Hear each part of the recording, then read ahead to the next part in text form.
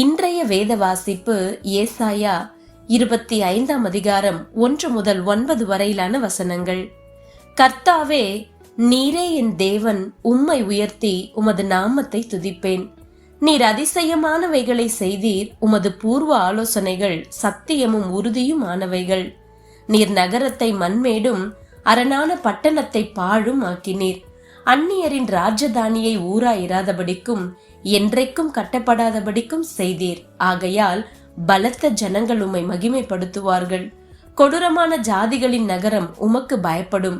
கொடூரமானவர்களின் சீரல் மதிலை மோதி அடிக்கிற பெருவெள்ளத்தை போல் இருக்கையில், நீர் ஏழைக்கு பலனும் நெருக்கப்படுகிற எளியவனுக்கு திடனும் பெருவெள்ளத்துக்கு தப்பும் அடைக்கலமும் வெயிலுக்கு ஒதுங்கும் நிழலும் ஆனீர். வறட்சியான இடத்தின் காங்கை மேகத்தினால் தணிவது போல் அந்நியரின் மும்முரத்தை தனிய பண்ணுவீர். மேகத்தின் நிழலினால் வெயில் தணிகிறது போல் பலவந்தரின் ஆரவாரம் தனியும். சேனைகளின் கர்த்தர் இந்த மலையிலே சகல ஜனங்களுக்கும் ஒரு விருந்தை ஆயத்தப்படுத்துவார். அது கொழுமையான பதார்த்தங்களும் பழமையான திராட்சை ரசமும் ஊனும் நினமும் உள்ள பதார்த்தங்களும் தெளிந்த பழமையான திராட்சை ரசமும் நிறைந்த விருந்தாய் இருக்கும். சகல ஜனங்கள் மேலுள்ள முக்காட்டையும் சகல ஜாதிகளையும் மூடியிருக்கிற மூடலையும் இந்த மலையிலே அகற்றி போடுவார். அவர் மரணத்தை ஜெயமாக விழுங்குவார். கர்த்தராகிய தேவன் எல்லா முகங்களிலும் இருந்து கண்ணீரை துடைத்து தமது ஜனத்தின் நிந்தையை பூமியில் இராதபடிக்கு முற்றிலும் நீக்கிவிடுவார். கர்த்தரே இதை சொன்னார். அக்காலத்திலே, இதோ இவரே நம்முடைய தேவன், இவருக்காக காத்திருந்தோம், இவர் நம்மை ரட்சிப்பார், இவரே கர்த்தர், இவருக்காக காத்திருந்தோம், இவருடைய ரட்சிப்பினால் களி கூர்ந்து மகிழ்வோம் என்று சொல்லப்படும். இன்றைய நற்செய்தி அடைக்கலம் புகுதல். ஒருமுறை நானும் என் மனைவியும் பெரிய ஜன்னல்களும் தடிமனான கற்சுவர்களையும் உடைய அழகான கடற்கரை விடுதியொன்றில் தங்கியிருந்தோம்.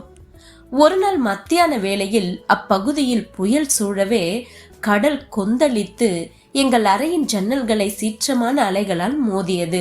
ஆனால் நாங்கள் அமைதியாய் இருந்தோம். ஏனெனில் விடுதியின் மதில்கள் வலிமையாகவும் அஸ்திபாரங்கள் உறுதியாகவும் இருந்தன.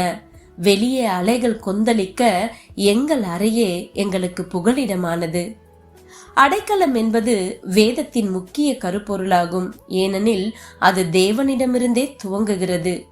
நீர் ஏழைக்கு பலனும் நெருக்கப்படுகிற எளியவனுக்கு திடனும் பெருவெள்ளத்துக்கு தப்பும் அடைக்கலமும் வெயிலுக்கு ஒதுங்கும் நிழலும் ஆனீர் என்று ஏசாயா கூறுகிறார்.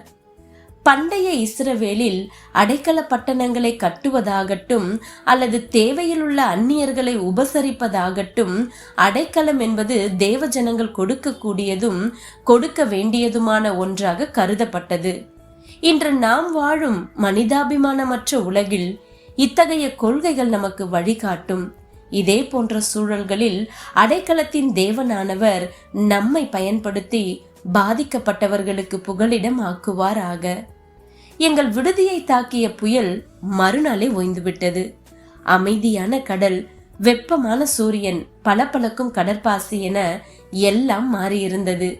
இயற்கை சீற்றங்களுக்கு அல்லது கொடுங்கோல் ஆட்சிக்கு தப்பி ஓடுபவர்களுக்கு இன்றைக்கான அடைக்கலத்தையும் நாளைக்கான நம்பிக்கையும் தருவதற்கு தேவன் நம்மை பலப்படுத்துவாராக என்ற காட்சியே அப்பொழுது என் கண்களுக்கு முன்பாக ஓடிக்கொண்டிருந்தது.